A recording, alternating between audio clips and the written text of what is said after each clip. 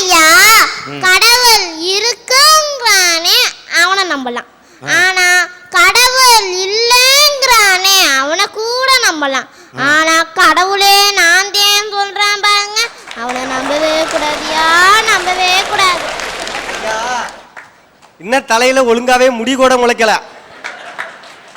அது காட்டியே எங்க சங்கத்து தலைவரை பத்தி தப்பா பேசுதியா? அண்ணா மூளை இருக்கிறவெல்லாம் முடிய பத்தி யோசிக்க மாட்டான்.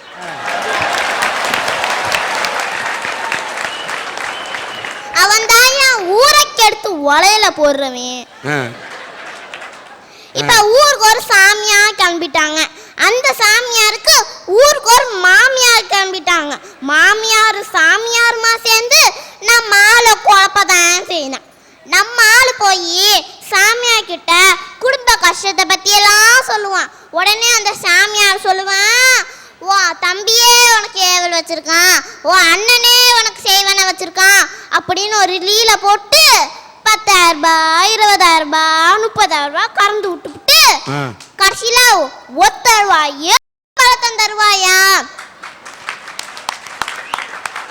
அந்த சாமியார் நினைச்சுப்பேன் கூட தாயத்து தருவான், குங்குமம் தருவான், அதெல்லாம் மறந்துட்ட, எல்லாம் தருவான். அந்த சாமியார் நினைச்சுப்பான் அதுக்கு எப்ப பைத்தியம் பிடிக்குதோ தலையில தேய்ச்சி குளிச்சுக்கட்டும்னு நினைச்சுப்பான். இந்த பைத்தியம் ஒன்று வீட்டை எடுத்துட்டு போய் நல்லா ஏமாந்து போகும். அப்படி ஏமாந்து போறாங்களே ஏமாளி பொதுமக்கள், அவங்களுக்கு தான் என்னோட ஓட்டு. அடுத்து இலவசம்னு ஒன்று கொடுக்குறான். நம்ம ஆள் இலவசமா கொடுத்தா எலி மருந்து கூட திம்பான், அது வேற விஷயம். ஃப்ரீயா கொடுத்தா ஃபினாயில கூட குடிக்கிறேன்றான். உனக்கு புரியுது, அவனுக்கு புரியலையே. ஆடி தள்ளுபடின்னு ஒன்று போடுறாங்க, அது ஆடி தள்ளுபடியா கேடி தள்ளுபடியான்னு யாருக்குமே தெரியல. 8 முழம் வேஷ்டி வாங்கினா 8 நாள கோணம் ஆயிடுது. இதோட கொடுமை என்னன்னா 14 முழம் புடவை வாங்கினா 14ஆம் நாள் ரம்பா போடுற டவுசர் ஆயிடுதியா. இப்படிதான் ஏமாத்திட்டு இருக்காங்க. ஏமாந்து போறாங்களே அந்த ஏமாளி பொதுமக்கள், அவங்களுக்கு தான் என்னோட ஓட்டு. முதல்ல முளைக்கணும், அப்புறம் 2 இலை விடணும், அப்புறம் கிளை வரணும், அப்புறம் பூக்கணும், அப்புறம் காய்க்கணும். இதுதான் இயற்கை. அது முளைக்கவே இல்லை,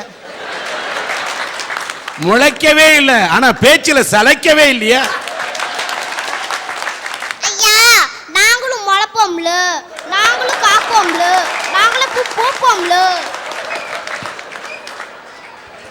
நாங்களும் பதில் சொல்லுவோம்ல, நீங்களும் புரிஞ்சுக்கணும்ல. ஏமாற்றாதே ஏமாற்றாதே ஏமாறாதே ஏமாறாதே. ஐயா மாணவர்களை எப்படி தெரியுமா ஆசிரியர் ஏமாத்துறாங்க? எங்க தமிழ் வாத்தியார் வந்து எனக்கு பாடம் நடத்துறேன்னு சொன்னாங்க. சரி இன்னைக்கு தான் பாடம் நடத்த போறாங்க, தமிழ் புக்கை திறந்து வச்சா இன்னைக்கும் நடத்தல. நாளைக்கு தான் நடத்த போறாங்க, தமிழ் புக்கை திறந்து வச்சா நாளைக்கு நடத்தல. இப்படிதான் ஏன் நடத்த மாட்டேன்ட்டு இருக்காங்க. ஏன் தெரியுமா அவங்க நடத்தல? அவருக்கு தெரிஞ்சாதானே எங்களுக்கே நடத்த முடியும். அவருக்கே கோனா நோட்ஸ் வாங்கி படிக்க நேரம் இல்லை, அப்புறம் எப்படி எங்களுக்கு நடத்த முடியும்? இப்படிதான் ஆசிரியர் மாணவர்களை ஏமாத்துறாங்க. மாணவர்கள் ஆசிரியர்களை எப்படி தெரியுமா ஏமாத்துறாங்க? நாங்க முதல் நாள் ஹோம்ஒர்க் செய்யாம போயிடுவோம், இந்த அண்ணன் மாதிரி ஹோம்ஒர்க் செய்யாம போயிடுவோம். எங்க மிஸ்ஸு இருக்கிற பவுடர்லாம் எடுத்து கொட்டிட்டு பொட்டு வச்சுட்டு வரும் கிளாஸுக்கு. அப்ப காலைல என்ன பண்ணும்? ஹோம்ஒர்க் சைன் பண்ணும். அப்ப எங்க கிளாஸ்ல ஒரு பையன் ஏந்துச்சு சொன்னா, மிஸ் நீங்க சிம்புற மாதிரி ஸ்லிம்மா இருக்கீங்க சொன்ன ரைஸ் வச்சோம். அது குண்டா இருக்கும், அது வேற விஷயம். இவன் ஸ்லிம்மா இருக்கீங்கன்னு ஐஸ் வச்சோன்னே எங்க மிஸ்ஸு சொல்லுவோம், அப்படியாடா செல்லோ அப்படின்னு சொல்லும். அன்னைக்கு ஹோம்ஒர்க் இருக்கு. இப்படிதான் பிள்ளைங்க ஆசிரியர்களை ஏமாத்துறாங்க. கணவன் மனைவி கிட்ட இப்ப வந்து மனைவி சொல்லுவா, செல்லோ 1 மணிக்கெல்லாம் வந்துருங்க மேட்னி ஷோக்கு போகலாம் அப்படிம்பா. அவன் வரமாட்டான். மணி பூவெல்லாம் வச்சுட்டு தேட்டருக்கு ரெடியாக உட்காந்துருப்பா. மணி 1 ஆச்சு, 2 ஆச்சு, 3 ஆச்சு, 4 ஆச்சு, 5 ஆச்சு, 6 ஆச்சு. 6 மணிக்கு வந்து செய்யுங்க. அவள் சொல்லுவா, ஏன் இவ்வளோ லேட் ஆச்சு அப்படின்னு கேட்பா. ஆஃபீஸில் நிறையா ஒர்க்கு, அது மட்டும் இல்லை வரும்போது ரொம்ப டிராஃபிக்கு அப்படின்னு சொல்லுவான். ஏன் தெரியுமா அவன் வரல? ஆஃபீஸில் உள்ள ஃபிகர்ஸை விட்டுட்டு வர முடியல. ஐயா ஐயா சொல்லுயா என்ன அந்த பாப்பா பொண்டாட்டி ஏமாந்த கதையை சொல்லுது. புருஷனா நான் ஏமாந்தேன். எனக்கு கல்யாணம் ஆகி 3 வருஷம் ஆச்சு. நம்ம படிக்கையில் படித்தோம், முயற்சி உடையார் இகழ்ச்சியார் முயற்சி திருவினையாக்குன்னு. கல்யாணம் ஆன முதல்ல நான் ஒரு விஷயத்துக்கு முயற்சி பண்ணிக்கிட்டே இருக்கேன். இன்னை வரைக்கும் முடியவே இல்லை. என்ன? ஒன்றும் இல்லை, ஒரு நாளைக்காவது நான் என் பொண்டாட்டியை எதிர்த்து பேசணும்னு நினைக்கிறேன். இன்னை வரைக்கும் முடியலங்கய்யா. உங்களுடைய முயற்சி ஒரு தொடர் கதை. தொடரட்டும். ஏமாந்து போறாங்களே இந்த ஏமாளி பொதுமக்கள், அவங்களுக்கு தான் என்னோட ஓட்டு. இதெல்லாம் உட்காந்துருக்காங்க பாத்தீங்களா? இவங்க எல்லார்ட்டையும் வாங்கி தின்னுவாங்க. ஆனா யாருக்காச்சும் ஒருத்தருக்கு தான் ஓட்டு போடுவாங்க. ஆனா நாங்க இருக்கோம் பாத்தீங்களா, எவன் வாங்கி கொடுக்கறானோ அவனுக்கெல்லாம் ஓட்டு போடுற தன்மான சிங்கம்யா. என் ஊர்ல ஒரு எலெக்ஷன் நடந்துச்சு. அங்க இருந்து ஒருத்தன் வந்தான். மாப்பிள்ள இந்தா குவாட்டரை குடிச்சோமா, ஓட்டுல போய் நம்ம சின்னத்தை போட்டோமான்னு இருக்கணும் அப்படின்னா சேர்ந்து குவாட்டரை குடிச்சேன். அங்க இருந்து இன்னொரு கட்சிக்காரன் வந்தான். பங்காளி இந்தா பிரியாணியை திங்கிறியா, என் சின்னத்துல போய் ஓட்ட போட்டியான்னு இருக்கணும் அப்படின்னா. சரி மாப்பிள்ள கவலையே படாத பங்காளி, உனக்கும் ஓட்டு போட்டுறேன் அப்படின்னு போத தலைக்கு ஏறினுச்சு. வேட்டி எங்க போனுச்சுன்னு தெரியல, சட்டை எங்க போட்டுச்சுன்னு தெரியல. அப்படியே டவுசரோடு நடந்து போயிட்டு இருந்தேன். அதை பார்த்துட்டு அங்கே இருந்து இன்னொரு கட்சிக்காரன் வந்து, மாப்பிள்ள இந்தா புது வேட்டி புது சட்டை 200 ரூபா பணமும் இந்தா, குளிச்சு முழிவிட்டு வேட்டி சட்டையெல்லாம் கட்டிட்டு என் சின்னத்துக்கு வந்து ஓட்டு போடுற அப்படின்னா. சரி மாப்பிள்ள கவலையே படாத உனக்கும் ஓட்டு போடுறேன் அப்படின்னு. ஐயா இப்படியெல்லாம் வாங்கி கொடுத்தானோலே, எனக்கு ஓட்டு இருக்கான்னு உனக்கு தெரியுமாயா? அதனால தானே அவன் கட்சி நடத்துறான். ஐயா இந்த பையனுக்கு ஓட்டு இருக்கோ இல்லையோ ஐயா, 9 மணிக்கு வீட்டுக்கு போறாங்க. அவங்க அப்பா சொல்றாரு, 9 மணிக்கு வராண்டி. அவங்க அம்மா சொல்றாரு, அந்த அம்மா சொல்லிச்சு போயிட்டு போகுது பச்சை புள்ளனுச்சு. அடுத்த நாள் 12 மணிக்கு வந்தாங்க. 12 மணிக்கு வந்தோடனே அவன் அப்பா சொல்றாரு, 12 மணிக்கு வராண்டி, போயிட்டு போறான் பச்சை புள்ளனுச்சு அந்த அம்மா. ஒரு நாள் 1 மணிக்கு ஒரு பச்சை புள்ளையோட வந்துட்டான். அப்பேற்பட்ட ஆளி ஆயிவன். ஐயா நாங்கெல்லாம் குடிக்கிற குவாட்டருக்கும் திங்கிற பிரியாணி சோத்துக்கும் வாங்குற காசுக்கும் வஞ்சகம் பண்ணாத அன்பு நெஞ்சங்கள்யா. நாங்க குடிமகன்ற, உனக்கு பிடிச்சது குடின்ற. என்ன ஊர் உனக்கு? மன்னார்குடி சார். ஐயோ கெட்டுதியா குடி. அதோட மன்னார்குடியோட மகிமையே கெடுக்கிறியா ஐயா. இப்படியெல்லாம் ஏமாத்துறோம் நாங்க. இப்படியெல்லாம் ஏமாத்துற எங்களுக்கு ஓட்டு போடுங்கன்னு பேச வந்திருக்கையா. 5ஆம் கிளாஸ்ல இருந்து 6ஆம் கிளாஸுக்கு ஹைஸ்கூலுக்கு போனையா. என்ன எதிர்பார்த்து போனேன்னு தெரியுங்களா? நச்சுன்னு ஒரு டீச்சர் வந்து அமைமான்னு எதிர்பார்த்து போனையா.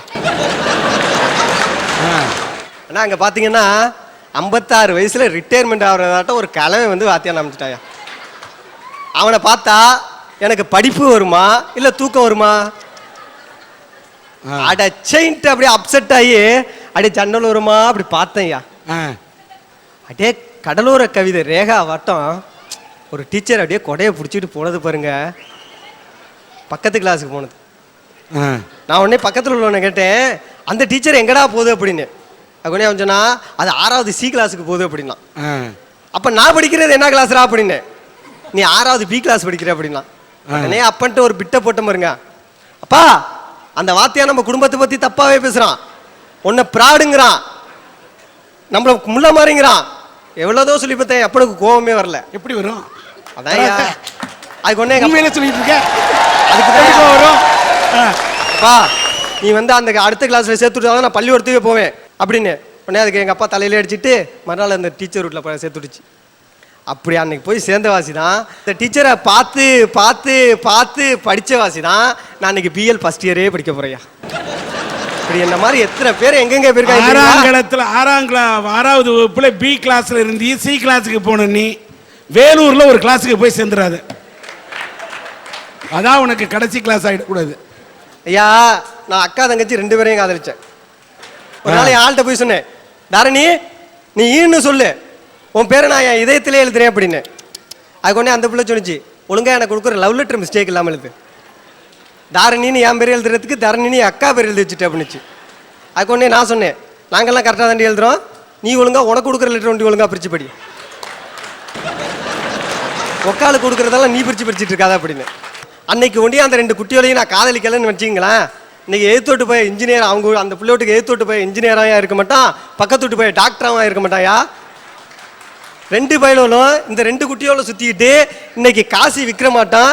எங்கே செல்லும் இந்த பாவம் யாரோ யாரோ அறிவாரோன்ட்டு போயிருப்பானோயா. இப்படியெல்லாம் நல்லது. டாக்டர் இன்ஜினியரிங் உருவாக்குறது யாரையா? என்ன மாதிரி ஏமாத்துறோம் ஐயா. ஐயா ஏமாத்துறோங்கன்னா நாங்கள் என்னத்துக்கே ஏமாத்துறோம்? சமுதாயத்தில் ஒரு விழிப்புணர்ச்சி ஏற்படுத்துறதுக்கு தான் ஏமாத்துறோம். நாங்கள் மட்டும் அன்னைக்கு திருடாம இருந்திருந்தோம்னு நினைச்சிங்களேன், பூட்டை கண்டுபிடிச்சிருக்க முடியுமா? திருடாம இருந்திருந்தோம்னா பூட்டை கண்டுபிடிச்சிருக்க முடியுமா? பூட்டு கம்பெனிக்காரெல்லாம் பிரச்சனையா புடியா. ஐயா அப்பையும் பூட்டை உடைச்சு திருடணும், லாக்கரை கண்டுபிடிச்சான். லாக்கரை உடைச்சு திருடணும், கரண்ட் சாக்கை கண்டுபிடிச்சான். இப்ப கரண்ட் சாக்கை எப்படா கரெக்ட் பண்றதுன்ட்டு நாங்க கண்டுபிடிச்சிட்டு இருக்கோம். இப்படி பல கண்டுபிடிப்புகளின் தந்தையா விளங்குற என்ன மாதிரி ஏமாத்துறவனுக்கு ஓட்டு போடுங்கன்னு நான் சொல்ல வந்திருக்கேன். இது மட்டுமா, இன்னைக்கு எத்தனை குடும்பத்துக்கு வேலை வாய்ப்பு கொடுத்துட்டு இருக்கோம் தெரியுங்களா ஐயா? ஐயா நாங்க ஒண்டியும் கட்டின பொண்டாட்டிய அடிக்காம உதைக்காம துரத்தி விடாம நாங்க குடிக்காம இருந்திருந்தோம்னா மாவட்டத்துக்கு 1000 பேருக்கு வேலை கொடுக்குற மகளிர் காவல் நிலையம் உருவாயிருக்குமா? எங்கேயோ போயிட்டு. சரி அதை விடுங்க. என்ன மாதிரி பசங்கள்லாம் பஸ்ல பிராடு பண்ணாம டிக்கெட் எடுத்துட்டு வந்திருந்தான்னா இன்னைக்கு டெப்போவுக்கு 10 பேரு செக்கருக்கு வேலை கொடுத்துருப்பானா? அதை விடுங்க. செக்கருக்கு வேலை கொடுக்குற, ஃபிகருக்கு வேலை கொடுக்குறையா ஐயா? அதை விடுங்க. நாங்கெல்லாம் மப்படிச்சுட்டு வீட்டுல மட்டையான வாசி தான். மகளிர்லாம் இவனை நம்பினா இனிமே நம்ம பொழைக்க முடியாதுன்ட்டு மகளிர் சுய உதவி குழுன்னு ஒன்று ஆரம்பிச்சுட்டு வெளியே வேலைக்கு போனாங்க. இப்படி எத்தனை மகளிருக்கு நாங்கள் வேலை கொடுத்துருக்கோம் தெரியுங்களா? இப்படியா பார்த்த வேலை வாய்ப்பு கொடுக்குற எங்க மாதிரி திருடுறவனுக்கும் பிராடு பண்றவனுக்கும் ஓட்டு போடுங்க நாங்கள் சொல்ல வந்திருக்கேன். ஐயா கூடூருங்கிற ஒரு கிராமத்துல சாவித்திருங்கிற ஒரு மருமகள் இருக்கா. கண்ணு தெரியாத மாமனாரு, காலே நடக்க முடியாத மாமியார். இந்த 2 பேராலையும் யாருடைய துணை இல்லாம ஒரு அடி எடுத்து வைக்க முடியாதுங்க ஐயா. இப்படிப்பட்ட காலத்துல அந்த 2 பேரையும் தன்னுடைய குழந்தைங்களா நினைச்சுக்கிட்டு அந்த பெண் மருமகள் அவங்களுக்கு வேண்டிய வேலைகளை செஞ்சுட்டு வர்றா ஐயா. தன்னுடைய குழந்தையோட கழிவுகளை எடுக்கிறதுக்கு யோசிக்கிற அம்மாக்களுக்கு மத்தியில தன்னுடைய மாமனாரு மாமியாரோடைய கழிவுகளை எடுத்து கடமையாட்டிட்டு வரா, தியாகம் பண்ணிட்டு வரா இல்லையா? அந்த குடும்ப தியாகி மருமகள் தாயா என்னுடைய ஓட்டு. காங்கிரஸ் கட்சியில காந்தியுடைய போக்கு எனக்கு பிடிக்கலன்னு சொல்லிட்டு தீவிரவாதத்தால் மட்டும்தான் இந்த நாட்டுக்கு விடுதலையை வாங்கி தர முடியும்னு நேதாஜி நம்பினார். இவர் ஆங்கிலேய அரசாங்கத்துக்கு எதிராக புரட்சிகளையும் கிளர்ச்சிகளையும் ஈடுபடுறாருன்னு சொல்லிட்டு ஆங்கிலேய அரசாங்கம் அவரை வீட்டு சிறையிலே வச்சு அடைச்சிச்சு. இருந்தாலும் வீட்டு சிறையிலிருந்து தப்பிச்சு போய் சிங்கப்பூர்ல INA-வை உருவாக்குனாரியா. ஜப்பான் ஜெர்மனிக்கு போனாரு, ஹிட்லரை போய் சந்திச்சார். ஹிட்லர் கேட்டான் நேதாஜி கிட்ட, ஆங்கிலேய அரசாங்கத்தை எதிர்ப்பதற்கு உனக்கு படை வேணுமா இல்ல ஆள் பலம் வேணுமா ஆயுத பலம் வேணுமான்னு கேட்டான். அதுக்கு நேதாஜி சொன்னார், அதெல்லாம் எங்கள்கிட்ட ரொம்ப நிறையா இருக்கு, அப்புறம் ஏன் என்ன பார்க்க வந்தேன்னு கேட்டான். அதுக்கு நேதாஜி சொன்னார், நீ எழுதியிருக்கிய தி மெயின் கேம்ப்னு ஒரு புத்தகம், அந்த புத்தகத்தில் இந்தியர்கள் ஆங்கிலேயரிடம் அடிமைப்பட்டு கிடக்கிற உணர்வும் உணர்ச்சியும் இல்லாமல் ஒரு பிணத்தை போல கிடக்கிறான்னு என் நாட்டை பற்றி கேவலமா எழுதுனியே, அந்த வாசகத்தை எடுக்கணும், அதை கேட்கறதுக்கு தான் வந்துட்டு வந்தேன்னு சொன்னான். ஹிட்லர் அடுத்த நிமிஷமே நேதாஜிக்கு சத்தியம் பண்ணி கொடுத்தான், இந்தியாவிலிருந்து ஒரு ஆண்மை மிக்க நேதாஜிங்கிற ஆம்பளையை நான் பார்த்த பிறகும் என்னுடைய வாசகம் அந்த புத்தகத்தில் இருக்கும்னு சொன்னா இதை விட கேவலம் எனக்கு வேற எதுவும் இல்லைன்னு சொல்லிட்டு அடுத்த முறை பதிப்பிக்கும் போது அந்த வாசகம் அந்த புத்தகத்தில் இருக்காதுன்னு சத்தியம் பண்ணி கொடுத்தான் நேதாஜிக்கு. ஜப்பான் நாட்டில் போய் இந்தியர்களுடைய மானத்தை காப்பாத்திட்டு வந்த ஒரே ஒரு நேதாஜி இருக்காரா இல்லையானே உன்னால கண்டுபிடிக்க முடியலையே. அவரை பாதுகாக்கிறதுக்கு உனக்கு தகுதி இல்லையே. இந்தியாவில் இருக்க 110 கோடி மக்களை நீ எப்படி பாதுகாப்ப?